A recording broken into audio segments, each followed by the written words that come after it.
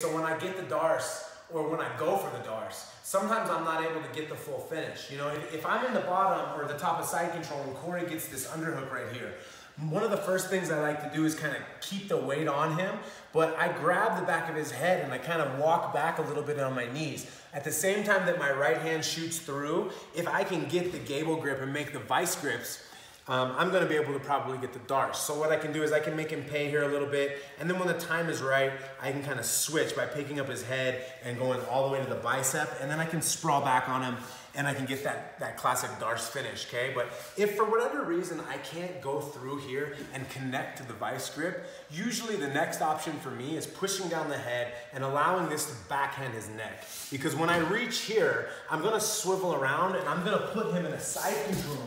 You can see this very tight where his arm is trapped here. This arm is always looking for that little grip right here, okay? And there's a lot of different options. You know, from here, I can go to a bunch of different things, but just understanding, one more time, Corey, that when he gets that underhook, if I don't feel like I can go through and get the vice grips, I'm gonna go to the back of the head, keep the weight on him, spin around, and at the very least, just keep this side control that's very tight, okay? So that's option 2. A lot of times I get here, he shoots in and I go through. Now his hand, it kind of curls back and starts grabbing my hand, not letting me get the darce. So I go through here, he grabs.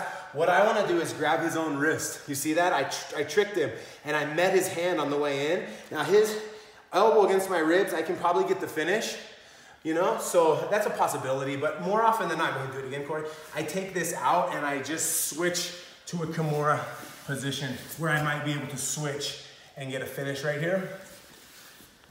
And the wrist lock is there as well. And the only other thing that I might do is just connecting to this arm in guillotine, flipping my body, and then switching to the anaconda choke.